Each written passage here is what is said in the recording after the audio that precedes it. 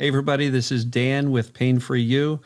I've got yet another success story. This one is with Justin Marinelli from Toronto, Canada. And Justin is somebody who I had the privilege of working with probably 4 years ago in a coaching capacity. And, he was struggling back then and was having a tough time with the whole TMS recovery. And I recently saw him posting somewhere that he's doing great. And so I reached out and said, "Hey, would you be willing to tell your story?" And fortunately, he said yes. So today is all about Justin and what he went through. And so, Justin, why don't you kind of just say hello and let the audience here know, kind of your story a little bit, starting, I guess, with Yeah, for what sure. was going on 4 years ago, the accident, and a little bit of your journey. Absolutely. Yeah. So it goes back, maybe 5, 6 years, probably around January of 2015. I was having a really, really hard time in my life, my personal life, Sure. relationships, family, and different things like that were all kind of coming together. And I really didn't know which way to go, like, emotionally, right? I was just an emotional wreck. So Sure. didn't think anything of it, just keep ignoring things and plugging away and focusing on my career and my job and my failed relationships. And, Right. at the time I was 25 and the girlfriend starts, asking what's going on here. Are we going to get married? Are we going to go rent a place? And she was looking at places that were way too far away from my job. And I was like, I'm going to have to commute an hour and a half over here. And then, Right. obviously you can't please everybody, but you try. And that's part of the problem here, right? Right. That's absolutely part of the problem. But looking People back at the pleasing. time, you don't really think that, right? You just try to please everybody because you don't know any better. So you're just, so obviously my, relationship started to go south, Sure. probably around November 2014-ish. And it wasn't looking very good at that front. So, Sure. and then all of a sudden, a couple months later in January of 2015, I was involved in a serious car accident. Right. That, nearly killed me, actually. And, it was a tough time with everything going on in my life prior that I had just described. Sure. And now you throw in an accident where It's like the tipping point. it was absolutely like the tipping point. And you're just, Sure. I was at 50% and now I'm at 0%. So, it was, you couple everything going on before that, and then you throw this in. And now for the first time in my life, because I had, broken up with my girlfriend, I realized I'm lying here in a hospital bed. Nobody's beside me. You're used to a girlfriend there, a partner there for Sure. 7 or 8 years. And now you're by yourself and you're physically messed up. Sure. Not only, emotionally. Now I got a physical, issue. I'm hooked up to all these machines, and it was just the most traumatic thing in the world psychologically for myself. Sure. Yeah, something like that sends your brain and your nervous system into the stratosphere. I could feel it. Like, I could feel my brain. I was just shocked. Like, you don't even know what day it is. That's how traumatic of an experience everything combined was. Not just the accident, sorry, but everything before that, and then everything, after that. Sure. So, after a week and a bit, I come out, and, obviously I was off work for 6 months, and everything checked out as far as, CAT scans and everything else. So after about a week, I ended up getting released back home. Right. Couple months go by, I was for sure unstable and off my feet. Like, I wasn't working at the time because I had taken 6 months leave. Mm-hmm. I had a girlfriend in a failed relationship that had just, happened a month or two before this accident. So now I'm like, alone, struggling to comprehend what had happened to me in January with the accident and the hospital visit. And I was just very, very lost and at a low point in life. And yeah. Can I ask what type of injuries were sustained in the accident? I the trauma surgeons at the time said I had a brain bleed. Oh, wow. I had a hematoma on my forehead, which is part of the reason why they had kept me, you know, in the hospital. They wanted to see if the bleed would have resolved by itself. Okay. You know, thankfully it did over 3-4 days. You know, your body tends to just, you know, Yep. heal itself, and it reabsorbed everything, right? So Sure. 4 days later, it got reabsorbed and everything, you know, they repeated my imaging and everything was fine. They would do cervical spine scans and, you know, MRIs and everything seemed to check out. Right. Nothing catastrophic. Doctors basically told me, you know, with a car that looked like how yours looked, you're very, very fortunate to have, you know, escaped, you know, not paralyzed, because it was a very, very severe looking wreck. Wasn't it a hit from behind also? It was a hit from behind, probably got hit from behind going about 80 to 90 kilometers, not miles. Okay. So about 50 to 60. Yeah. About 50 miles an hour, which, not And to be, were you at you a know, dead stop? I was at a dead stop, Wow. which Crazy. makes it even more impactful. And it's just, Oh, sure. it gets even wilder. I had gotten out of the car after this initial hit, and somebody had hit the guy behind me, probably going 30-40 miles an hour.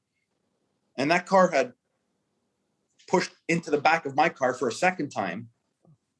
And I was standing at the front hood of my car, the front fender. So my car actually spun around and hit me as a pedestrian while I was outside my car, while, you know, after the initial impact. So I had gotten hit twice. Once in the vehicle and then once as a pedestrian by my own car. Wow. It was total insanity. And for sure. Somehow you walked away. That's crazy. Somehow I was wearing a black jacket in Canada here in January, salt on the roads, snow.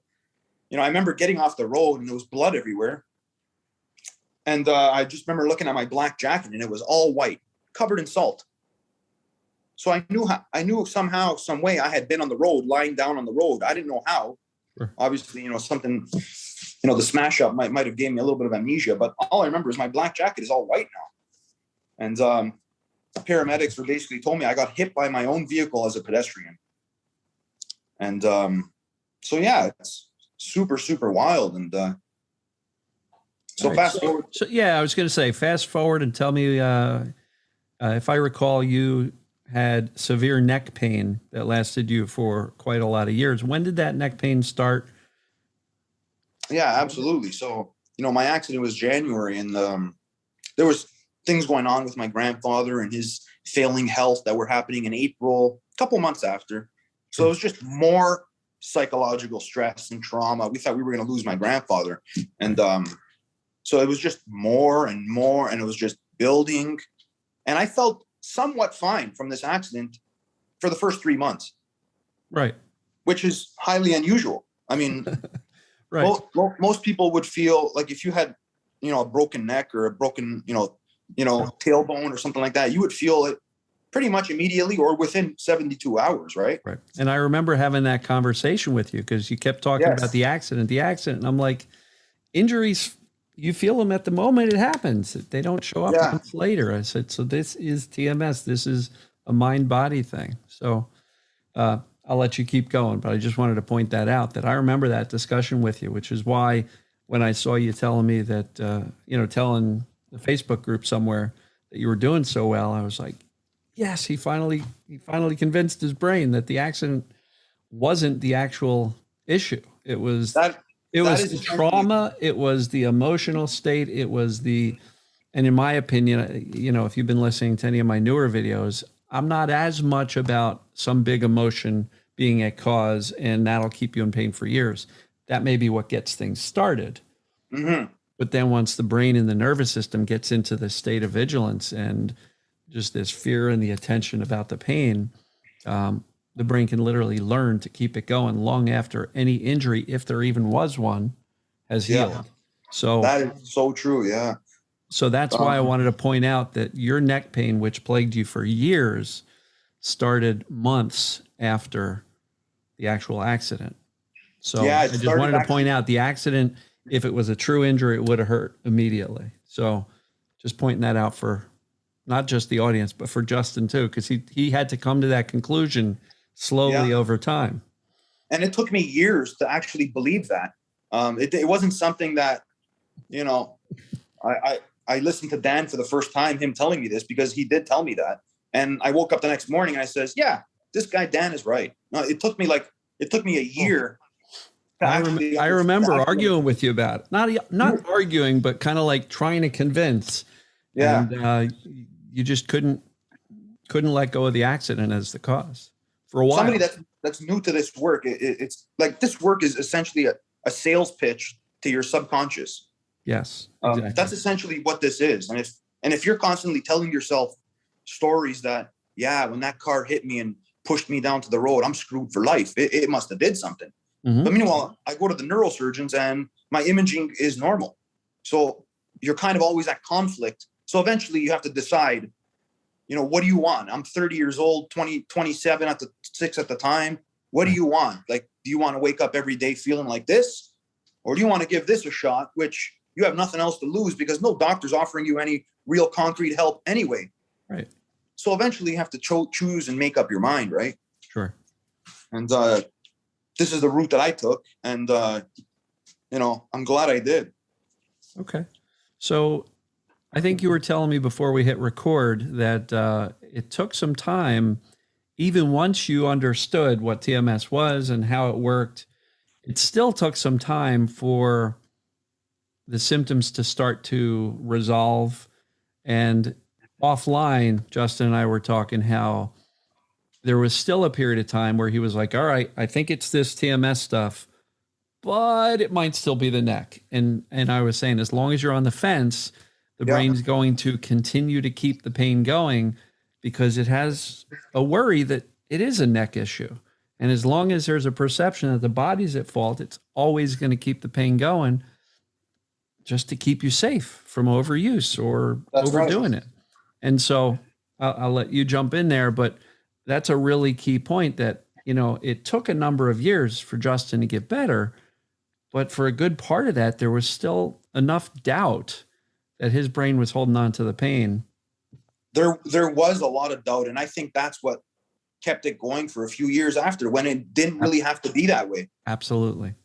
It didn't have to be that way. All I needed was that solid conviction, which took me the better part of 2 years to develop. Sure. But what kept me going in this work was the fact that, yeah, I'm feeling so much pain. My life consisted of going to work, struggling through an 8-hour normal workday, which a 26-year-old should never have to do. Right. Coming home, eating dinner, going to the couch, falling asleep at 9:30. And I was just like, what kind of life is this? This is, you know, there's people that, like, you know, get hit by cars and they're 50 years old and they bounce back in a week. Sure. It's like, you know, this is not normal for a 27-year-old to be experiencing something like this, especially when I was checked out by doctors and my imaging is fine. I didn't break any bones. So I had to decide, you know, something's fishy about this whole scenario, especially when I started to, you know, take into account what Dan was telling me during our coaching, that my pain started 3 to 4 months after the initial impact. Sure. So when I started connecting all the dots and you know, organizing myself, I started making a list of different reasons why I thought this could be TMS. Sure. Like Dan had instructed me to, and then different reasons why this could be a physical problem. And obviously the list of physical problems, there was like 2 or 3 points that I had orchestrated myself in my mind and created myself. Sure. And then you look at the list of possible reasons this could be TMS, and it was like 15 points long. And then at that point, your evidence list was really good. That's awesome. Yeah. At that point, I just had to take a closer look, and I was just like, this is not something I can ignore anymore. You know, like, I got 15 points here, and then the other side, I only have like 3 or 4. So I was like, and then the other thing that also, you know, was keeping me going in this work, and not, because it's very easy to give up when you don't see instant results. Yeah. You know, everybody wants instant gratification these days with everything. So when you're not getting that, it's very easy. But the thing that made me continue on was, you know, like, going to doctors. My family doctor, he would always give me medications. No help. I've saw interventional pain specialists injecting, anesthetic into the nerves to try to numb and calm down the nerves in my neck and the back of my head. $400 at a shot, $500 a shot. It helped for 2 days to numb the nerve temporarily. Sure. But then I'd wake up 3 days later with a headache. So, and they said, we're at the end of our rope here, buddy. We can't do anything else for you. I mean, no doctor's going to do a surgery on a 28-year-old with normal imaging. Sure. Nor should they. So, and then I must have spent 40,000 Canadian dollars on physiotherapy, wow, chiropractic, massage therapy. And I noticed every specialty, their treatment for me was what they studied in school. And it's like, I only have one problem here. How can there be like 9 solutions, Yeah, then, I say that all the time. The more specialists you go to, the more recommended treatments you get. But every treatment they recommend is the one that they studied in school. So massage is massage, chiropractic, acupuncture is needles, physiotherapy is therapy. Like, it's just the way it works. And you're right. How is it possible there can be 7 different treatments for one problem? Yeah. And there's nothing worse than, going into a place like this and seeing a doctor, like a chiropractor, like a person with this white coat and big degree on the wall, and they're throwing treatments at you that are not working. Sure. You're spending all your money. And then at the end of it, they tell you, just keep coming back for a couple more adjustments at $150 a pop. Yeah. After a while. And you're actually getting worse. And you're getting worse. And not only that, but after a while, to the person on the receiving end of it, the patient that's in severe pain, their life is in shambles. Their quality of life is nil. They're barely scraping by to maintain their job, let alone having to spend all this money, trying to get themselves better. That's not working. Sure. Like, your morale is totally destroyed. So you leave these places, and every time I would leave a place, I'd feel more empty and more pain. And because you get traumatized by the medical system. You get traumatized at the fact that these important people here that went to school for 9 years don't have a clue what to do with you. Right. and it kind of makes your pain worse. Just the thought of that. Of course. Because you feel secluded and abandoned by society. Well, look, there's a lot. Hope has a lot to do with being able to get better. Yeah. Right. And the good news is TMS is not false hope. This is not just, I joke about it, it's not just rainbows and sunshine and unicorns. It's actually based on facts about how the brain and the nervous system and the body actually work. So every time you'd go to a doctor hoping that this time they're going to do something and it's going to work. This time, that hope got dashed every single time. And you really, it's easy for you and everybody else to feel that despair, the hopelessness. And, yeah. I think when you can finally look at the TMS aspect and say, this isn't just false hope, there's real stuff here. And like Justin and I were talking before I hit record that, watching success stories, that's one of the reasons he felt compelled to do this, was one of the things that kind of helped him hang on to hope that he could too get better. And so I honor you for doing that. That's awesome, because other people are going to benefit like you did. And you're probably going to reach somebody who's hanging on by a thread, and your story is going to have them go, I'm going to hang on. I'm going to keep with this. So that's awesome, man. It's super, super important to just hope is what keeps you going on a daily basis when you're in that state. Sure. There's nothing else that anybody can, ever say to you. Like, eventually you have to decide on your own, this is what's happening to me. Once that day happens, that's when you're propelled forward. If that day doesn't come, and you're constantly believing the physiotherapist that your arm is crooked and that's the cause to this, which they've told me. Like, I went to one physiotherapist and I paid him $350, and he eventually told me, the gap on this side of my arm is wider, compared to this side. And that's the reason for the imbalance in my neck for my pain. Oh. And I was like, I paid $350 for you to tell me, that my shoulder is, but like, I never had an injury with my shoulder. Yeah. So how could that be the cause to this? Yes. I like to joke that sometimes when you get these opinions, they're not facts, they're opinions from some of these doctors and experts. I'd like to joke that they went to MSU, the University of MSU, making shit up. Pretty How the hell much. is this, gap between your armpits going to make a difference? With like, it's just ridiculous.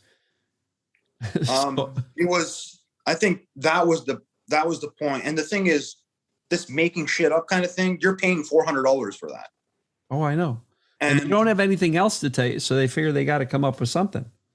the thing is, like, yeah, like when he did this to me, his treatment after the diagnosis was, lie down on my table, and my assistant is going to put a TENS machine on you, and then like a hot compressed towel on top of my neck, and just lie there for about 40 minutes, and then he'd go to the next patient's room, and I can hear the door close and him telling the person beside me the same thing.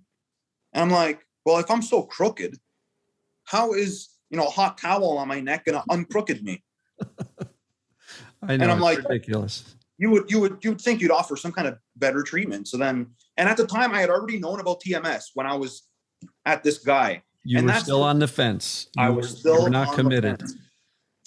Yeah. And when this day came, that's when I decided, forget about this stuff. I'm going to focus more on this stuff.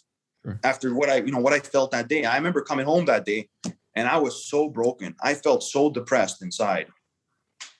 Because, you just got told that all these things that are wrong with you, and the guy didn't offer much in treatment. And then you're like, again, another disappointment, another false sense of, this guy said he can fix me, and you realize that nobody has an answer for you. So that's when I decided full throttle that, however long it takes, this is what I need to focus on. Stop paying, the acupuncture guy, stop paying the chiro guy, and I need to focus more on this. And for the first 6 months, it was hard. Like, it was really hard. I was obsessed. I'd be watching podcasts every day, reading books every day. And it was just like, oh yeah, that's me. That's me on every single page, every single podcast. And, and then eventually after 6 months, I also remember seeing your posting in some of the other Facebook groups. And, I could hear the frustration in the text of your post of just you trying to figure it out. But, to your credit, you stuck with it, and you worked through that frustration and doubt and confusion and just stuck with it. And so for anybody who's feeling like, I'm doing the work, why isn't this, why am I not getting results yet? Take a lesson from Justin. He stuck with it. And as frustrating as it was, even though it took some time, he stuck with it. And I'll let him finish the story today where he's at now. But he made a decision. I think you hit a breaking point where you just hit that final, appointment with a pain specialist. And you just finally said, nope, no more. I'm done. Mm-hmm. And it was that point that things started turning around for you. It took a while before the pain was gone.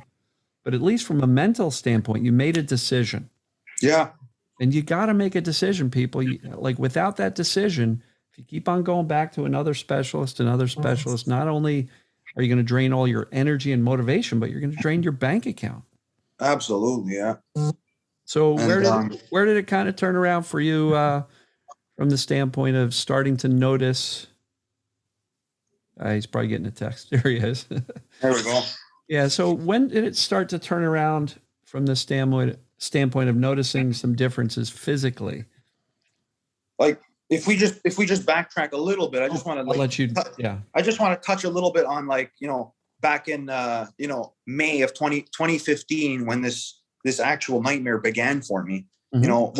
We're 4 months out now, from my traumatic accident there. And then I come home from work one day and I go to bed early. It was around 8 o'clock and no rhyme or reason. I just decided to go to bed early that day. And, I wake up at around 9 or 10 PM and I had a raging headache, like one of those neck headaches, those tension throbbing right at the back here where under the occipital bones.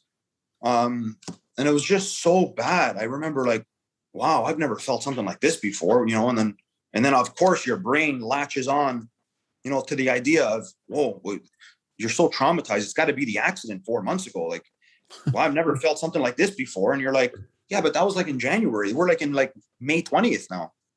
But my brain automatically just went to that because that's all it knew at the time when it was experiencing something different. Right. Right. And all I did was fall asleep on my couch. I wasn't, lifting stoves or doing anything crazy or anything like that. It was just, and then eventually I woke up the next day and it felt the same. It didn't get better. And then like a week went by and I was like, oh my God, how am I going to live my life like this? What the heck is going on over here? And it just never went away. Wow. It was throbbing pain. And, if I would get up off the couch and stand from a sitting position, it would get worse and it would throb at my heartbeat.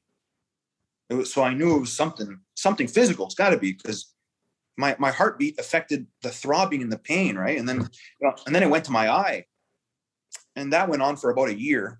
Wow. And, after a year, I felt a twinge on the right side. For the first year, it was on the left side.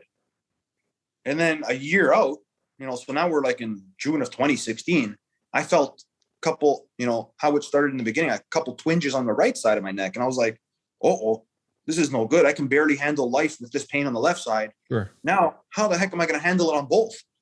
And it didn't really make sense to me. But at the time, you're just like, you're scared. You're worried, you're traumatized, and you're like, wow, that accident did me in. I'm totally screwed up. Now I have it on both sides, and I don't know how I got past last year with this new pain that's been ruling and taking over my life. But now I got it like on both. And I'm like, whoa, what am I going to do here now? And then that's when like doctors started and, the imaging and the $30,000-$40,000 and, you're desperate. So that went on right up until I'd say about 2019. Wow. Okay. And the odd thing was, the pain would switch. So when the left side was fired up, my right side was quiet. Mm-hmm. I know now after finding out about this kind of work that's totally normal. That's TMS. That's TMS. That's TMS. Yeah, not everybody experiences that. I don't want people to think that if my pain doesn't switch, then I don't have TMS. You still could. It's just you still could, yeah. It's a common thing that some people will have pain move or switch. Yeah. I just don't want people jumping to the conclusion that if their pain's always in one spot, then it's not TMS. You could have your pain always in one spot and it could still absolutely be TMS. Oh, for sure. Yeah. Mine just had the variety. There's different varieties of it. Mine was just the type that decided to move around.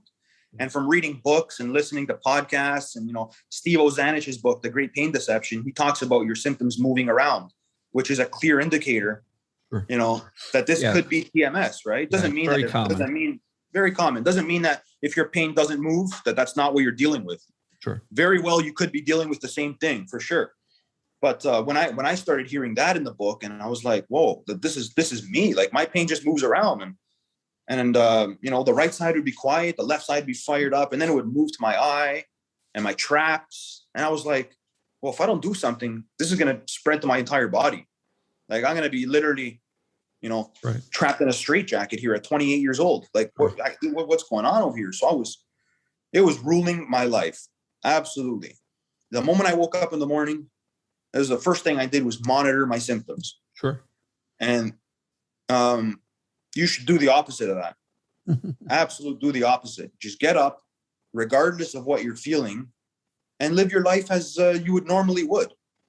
And with repetition over time, eventually you'll notice that, your symptoms are not so much in the forefront of your life anymore. Sure. And like for me, I couldn't tell you, when I can, like the day that I start to get better. I can tell you like a month because it didn't happen that way. It kind of faded slowly. Sure. There wasn't like a day where I can tell you like November 19th, I was pain-free.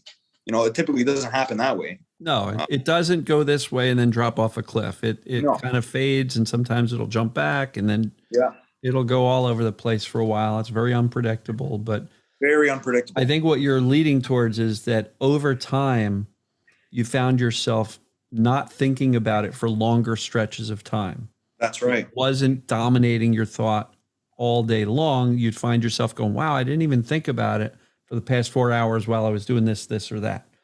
And that's what starts first. You start to notice that you're able to shift your attention away.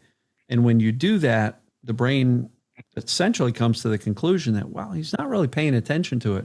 I guess we're okay. The brain settles down, the nervous system settles down. That's what it is. It's and basically things kind your of brain. dissipate after a while. So It's basically let's bringing keep going. your brain and your conscious level, your subconscious back down to a baseline to where it's not always freaked out all the time. Because when you're freaked out all the time, any minor symptom that any normal healthy person will get, for you, it'll be amplified, and you'll be like, oh wow, what is that? But like every person feels that. So the whole point of it is bringing yourself back down to where you're not scared, you don't worry and obsess. You have the doctors that have proved to you, like, this is what's going on. And like, I know a lot of people that, they have slipped discs. They have, they've been told that they have arthritis. And sure, my mother is one of them. And to this day, my mother still feels the need to go to a back clinic and get anesthetic injections into her lower spine after, she's seen her son go from being couch bound for 4 years to helping my buddy move last week, move his 3,000 square foot house out. Sure. And it's like, did I feel pain after that? I felt like gym pain, like, when you go to the gym and work out, like muscular pain. Well, you're sore because you're not used to carrying furniture. Yeah. I felt like for that like DOMS, 2 days in a row. Yeah. I felt like that DOMS pain. You're, like when you work out hardcore, and then 3 days, you're kind of like stiff and everything else. I felt that, but like my neck, I was lifting couches, and like, did I think about it while I was lifting the couch? It crossed my mind a few times, but then I was like, Justin, you're 4.5, 5 years out from that. Forget about it. Right. My buddy is lifting the same couch and he's not worried. So it's like, there's nothing wrong with me. Stop that, because if you do keep thinking and continuing on with that thought pattern, you're going to wake up tomorrow with a headache. Sure. And that's awesome. That's awesome. Funny thing is I woke up the next morning with a little bit of a headache. Why? Because I probably thought about it the day before, which is, it's a learned behavior, right? Yeah. I woke up the next morning with a bit of a headache, but after about an hour, knowing what I know, it totally dissipated. You know why it didn't turn into anything? Because you had clarity. Yeah. And you were not afraid. You even said, oh, yeah, I was thinking about this. All right, not going to worry about it. And then you moved on with your day. And absolutely. Because you didn't give it the fear or the attention, and you were clear that your neck was fine, it was. I can almost guarantee if I would have spiraled down that rabbit hole again while I was moving my buddy's furniture out that day, if I would have entertained it and spiraled down that rabbit hole, that minor headache that was going on, that throbbing in my neck the next morning, that would have continued on for weeks and weeks until I would have decided, Justin, you already been down this road. So stop that, because for the last 1.5 years, you've been well. So all of a sudden, it's not going to come back now because you did a little bit of lifting. So stop that, and then an hour and a half, 2 hours, by 11 a.m., it was totally gone and I felt normal again. That's awesome. So pretty incredible. Cool. So when did you feel like you kind of made it through the process, or was it almost like you just stopped thinking about it after a while? So for me, from 2015, the end of my breakup and the accident up until about the beginning of 2019, I hadn't dated anybody. That was the furthest thing from my mind. Sure. Dating somebody, while maintaining a job and dealing with all this stuff, who's going to want me, right? I'm talking about pain all day. Meanwhile, you got these young, beautiful 27-year-old women. They don't want to hear about a guy talking about all that. Sure. So I figured, I better just stay out of the dating scene because I'm not right for this right now.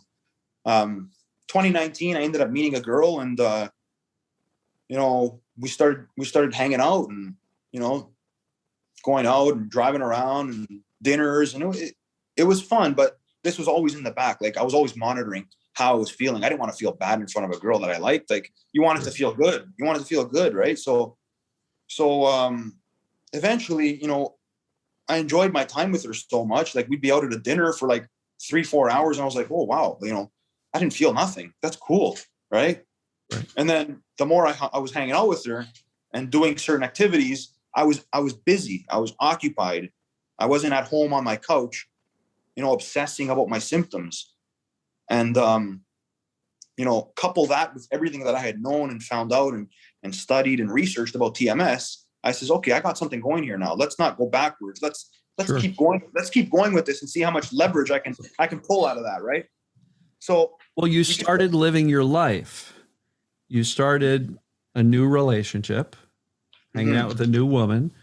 And I'm curious, after all these years of doing this, how much did you conclude that after a 7-year plus relationship ended, how much did you conclude that maybe this pain was your brain's way of protecting you from getting into another relationship too fast and maybe getting your heart crushed again? I think the demise of that 7-year relationship had a massive, massive impact on what I was feeling physically. Sure. Massive. It was huge.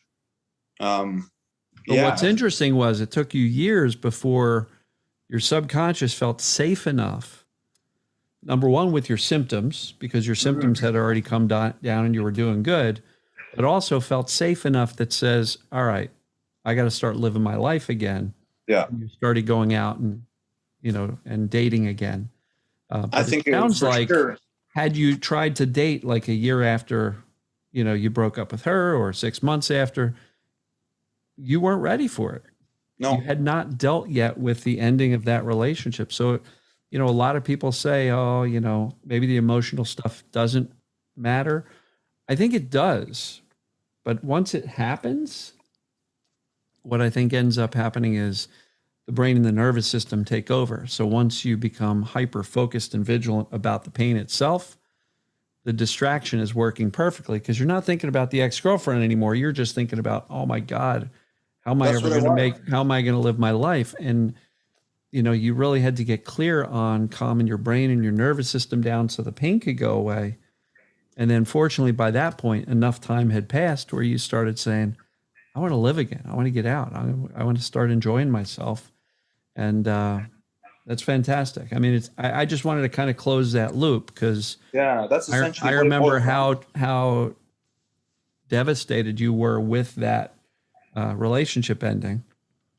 Yeah, and, I found out she was, seeing another person, and that could ruin somebody. Yeah, that can ruin your brain and your thoughts and how you look at people after that, and your sense of safety inside yourself. Well, you don't want to go through that again. You don't want to ever go through that. So forget about the accident part. Just that happening to somebody alone is traumatizing enough. Seeing their 7 or 8 year partner with someone new, that's traumatizing enough for most people. And then you throw in the fact that, you had this other physical thing going on, like the accident, and you're just a total mess at that point. and I think that's what it was. It was like, I didn't feel safe in my own skin, and I felt abandoned. The rage inside of me, I was angry that this person after 8 years could do this to me. Sure. And I think that's what, that's what the cause was to all these problems that plagued me for 4.5 years. Yeah, for sure.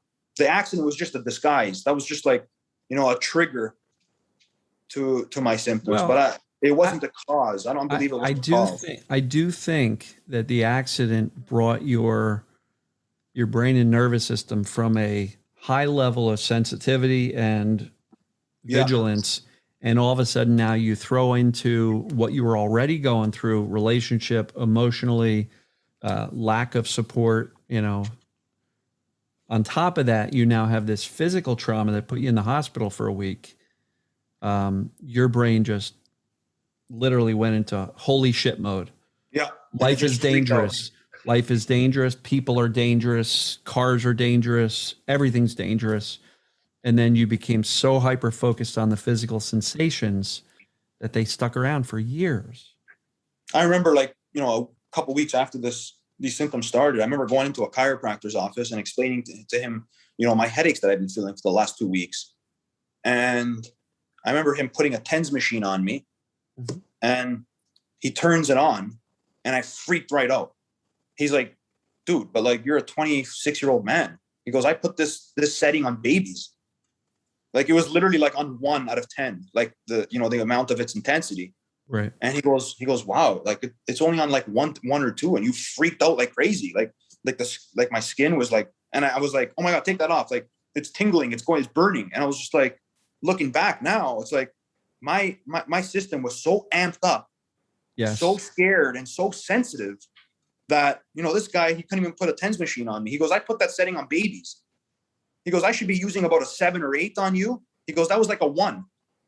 And then it totally just, now it makes sense. But at the time I was just like, wow, I'm really pathetic and weak, right? This guy just told me that, right? Well, yeah, he really didn't. I mean, he really didn't. Like you said, in hindsight, it just proves how these series of events, and who knows, we didn't even talk about, and we don't need to in this call, we didn't talk about like prior to this, your life events. Were you a sensitive person? Was there a lot of chaos in your home?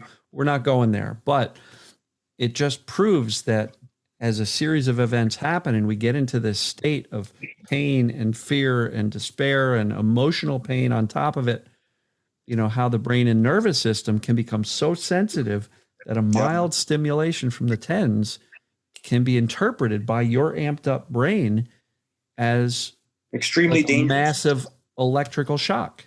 Yeah. And your brain said, stop it. What the hell? My system internally just interpreted that as like a massive threat, extremely dangerous. Take that off me right now, right?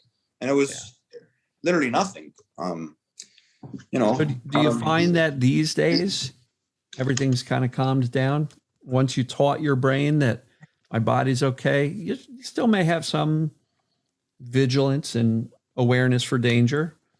But it sounds like, the symptoms have abated, if not completely, almost. So like as far as how I'm feeling now, to say you're pain free, listen, if you're a human being and you're breathing, you're going to have pain.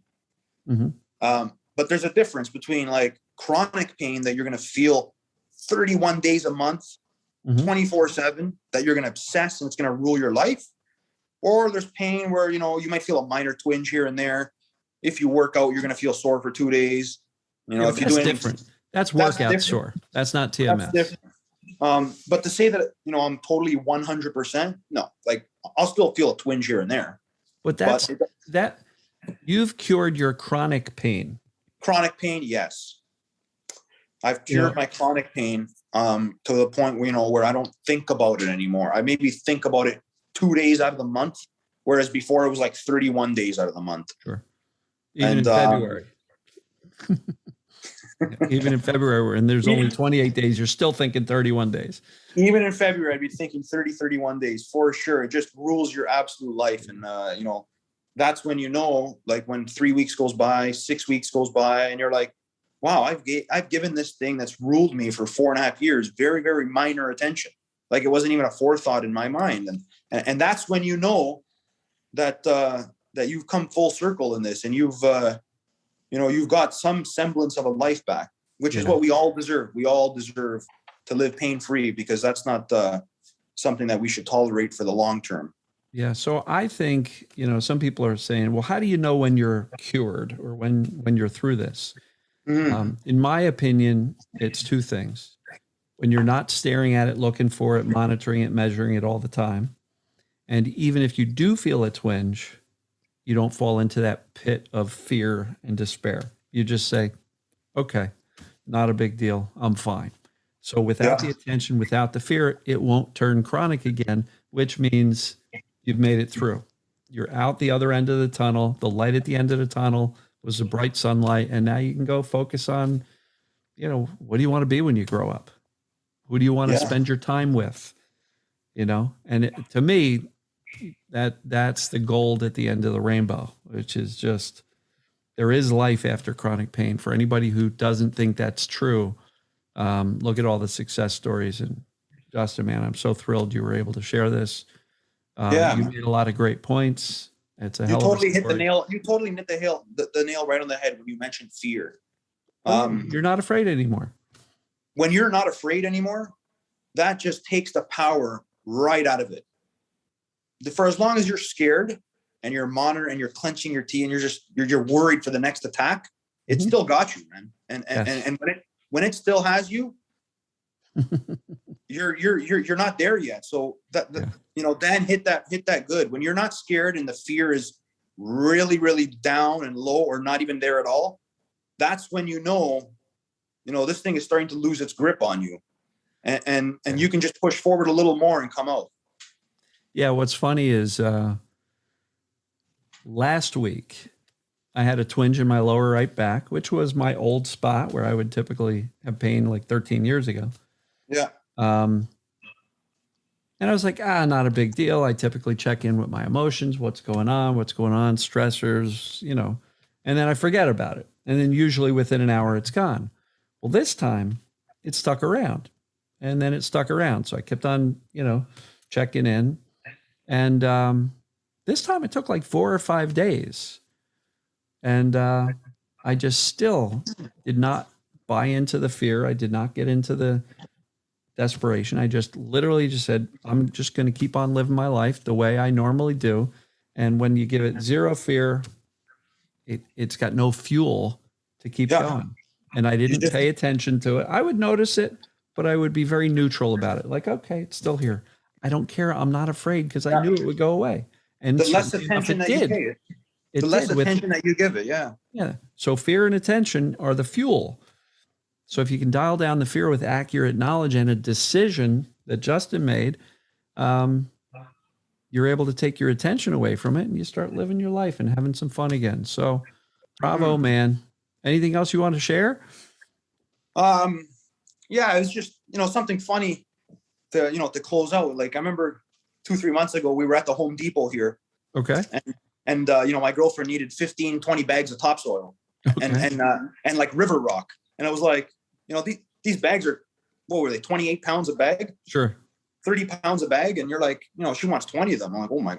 So of course, you're just right in there, put them on the truck, right into the trunk of your car, drove home, felt good. I felt great. And I was, sure. As I was unloading them, I was like, I was looking at my trunk and it was empty now. I took all 20 bags out, 30 pounds of pop, one on each shoulder.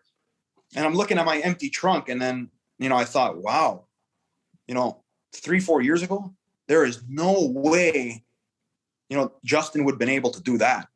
Like, and then you would not have even tried it. I wouldn't have even tried. But the thing is, when I did it, I didn't even think about it. I thought about it after, when I saw the empty trunk and all these bags gone. And I was like, wow, 3 years ago, that would never have happened. I would have like been a new terrified. life, man. It's a new life. I would have been absolutely terrified. And it feels great. It really does. That's awesome, man. Well, unless you got anything else to share, I'm going to wrap this one up. So proud of you, man, because I do remember our conversations, and I do remember you were a little bit hard-headed about it because you just wouldn't let go of a car accident. And I'm like, I must have told you a dozen or more times, accidents hurt at the time of the accident. They don't wait 2 months to start the pain. And so I'm proud of you, man, because you eventually figured it out on your own and you connected the dots on your own. And sometimes people, we got to hit our own wall. It took him all those appointments, all of those failed treatments and all of that money spent before he finally said, what am I doing? This just doesn't make sense. The only thing that made sense was this TMS, the mind body, the learned pain.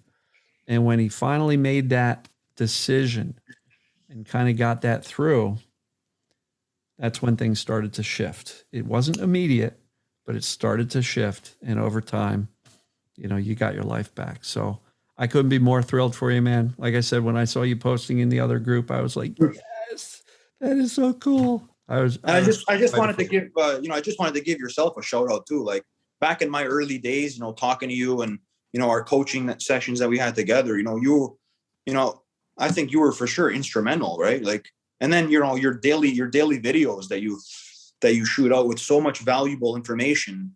I think a lot of that is, what propelled me, to the finish line, right? Like a lot of it was just invaluable information. Like, I mean, you can read a book, which is great, but like, seeing somebody, in real time, daily, live, every day, talking about information that's relevant to helping you get your life back. It doesn't get more, more better than that, right? Because it's real, it's raw, right? And I would watch your videos daily, every day, 6 a.m. I'd wake up, and awesome. It was, it was good, but I just wanted to, give you a shout out for that too. Cause Oh, I appreciate it. My take on that is, you can read a book, but when you're done with the book, you put it down. And like a week later, you've lost the message. Mhm. It doesn't stay, forefront of your mind, which is why the daily videos, for anybody who's seeing this and you're not watching them, they're on YouTube and they're on Facebook under Pain Free You. Daily videos where every single day you get that constant reminder of the message that says you're really not broken, and so that, to me, I'm calling my videos a consistent messages of safety. And when you get those consistent messages of safety and you've done the analysis and connected the dots for yourself, like Justin did, you can turn your life around. And I'm thrilled for you, man. That's essentially what it all is, a sales pitch to your brain to prove to it that you're safe, you're okay. And once you can get that message through, you will start to see things turn. That's so awesome. Listen, man, I appreciate you. Hope everybody enjoyed this interview. This was a fun one for me. You probably saw me smiling a lot during the conversation here. So, and again, it's especially rewarding because I do remember where Justin was several years back when he and I were talking, and we didn't continue the coaching. It's not like we've coached consistently for 4 years. I mean, we had a couple of sessions early on, some messaging back and forth, and then he kind of went his own way and found his own way. But I'm thrilled that I was able to be part of his recovery. But at the end of the day, he was the one who had to make the decision. He was the one who had to connect the dots, and he was the one who had to convince his brain that he was actually okay. And he's proof that that's exactly what it was. So thrilled for you, man. Thanks a lot, man. All right. Well, take care.